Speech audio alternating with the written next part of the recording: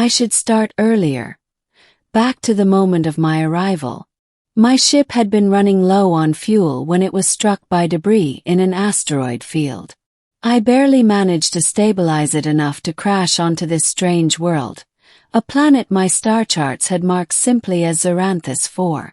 I staggered from the wreckage only to find myself surrounded by figures in crystalline armor. Their weapons hummed, and their voices layered over one another like a chorus of glass bells. I raised my hands, shouting that I meant no harm, but they seized me anyway.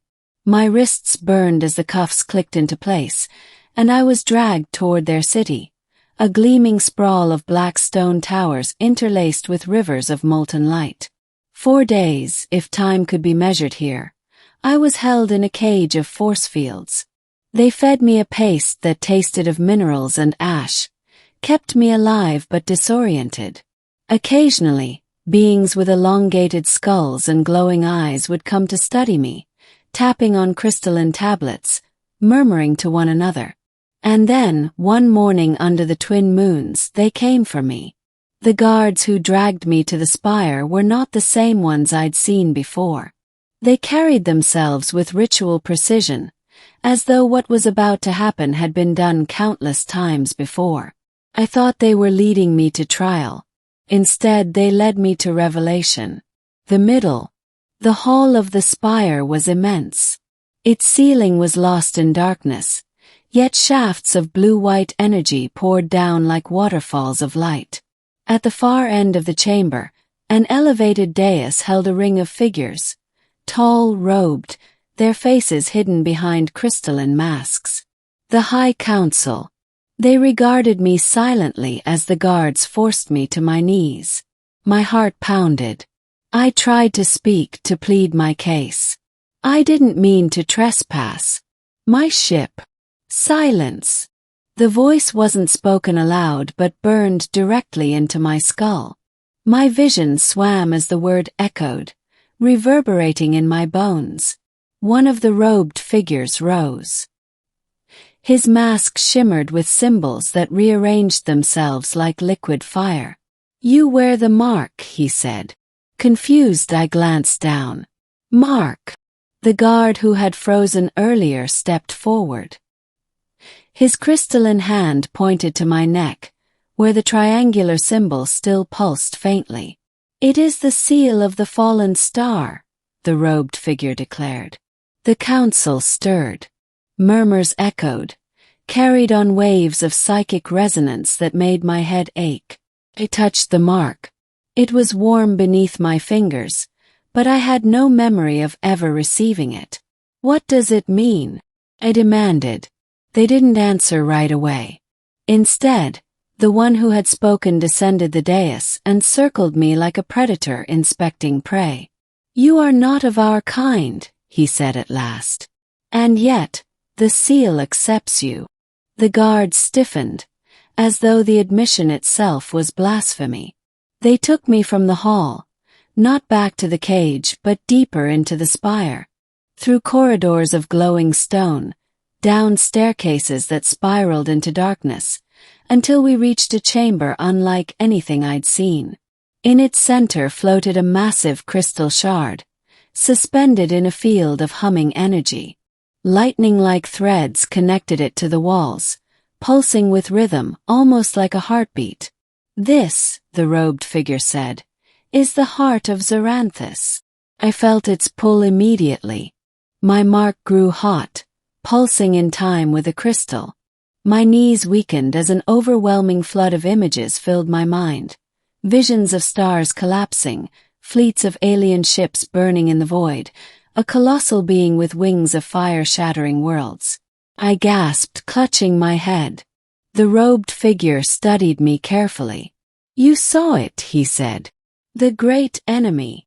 I staggered back. "What are you talking about?" He raised a hand, and the crystal shifted, projecting an image into the air. A vast being of shadow and flame towered over entire planets, its eyes like black holes swallowing suns.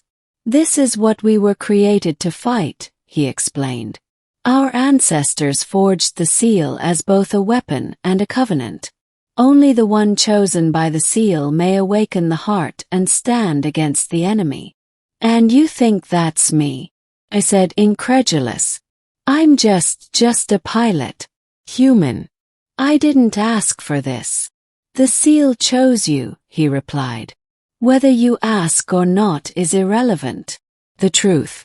The days that followed blurred into one another.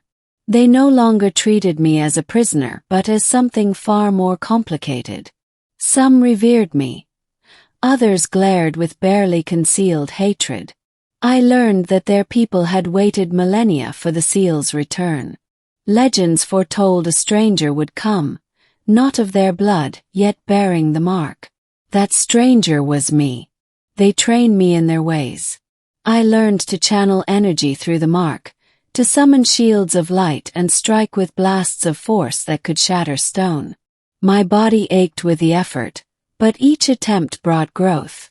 The sympathetic guard, the one who had first noticed my mark, revealed his name was Kale. Unlike the others, his speech was slow, deliberate, translated through a device that allowed us to communicate. He told me their world had been dying for centuries, their war with the enemy suspended only because the heart remained dormant. You are the key, Kale said one night as we stood on a balcony overlooking the molten rivers. The heart responds to you. Without it, we cannot resist when the enemy returns. I stared at the stars, wondering how far Earth was, whether anyone there even knew where I'd gone. Why me, though? Why not one of you? Kale's crystalline eyes glimmered. Because the seal does not lie. Climax. The enemy came sooner than expected. One night, the sky tore open with fire. A massive vessel blotted out the stars, descending like a blade of darkness. Its mere presence made the air heavy, each breath a struggle. The city erupted into chaos as the council summoned warriors, but their weapons barely scratched the hull of the descending monster. Kale grabbed my arm. The heart, he shouted. Only you can awaken it. We raced through collapsing streets, the ground trembling beneath us. Towers cracked and fell, molten rivers surged higher, and above it all the shadow of the enemy spread like wings. Inside the spire, the heart pulsed frantically, as if it too sensed the doom overhead. I staggered into the chamber, my mark blazing. Touch it, Kale urged. I pressed my hand to the crystal. The world exploded in light. Energy coursed through me, every nerve alight with fire. My body lifted from the ground, suspended in a storm of power. Visions returned, but this time I wasn't just seeing them, I was inside them. I felt the force of stars collapsing, the weight of entire civilizations crying out for survival. And then clarity. The seal wasn't just a mark. It was a bond. A fragment of power left by those who had fought before, waiting for someone to carry it forward. I opened my eyes. My body glowed with the same energy as the heart. Above us, the enemy roared, a sound that shook the very bones of the planet. I raised my hand, and light erupted skyward. The ending. The battle raged for what felt like hours, though time had little meaning in the storm of energy.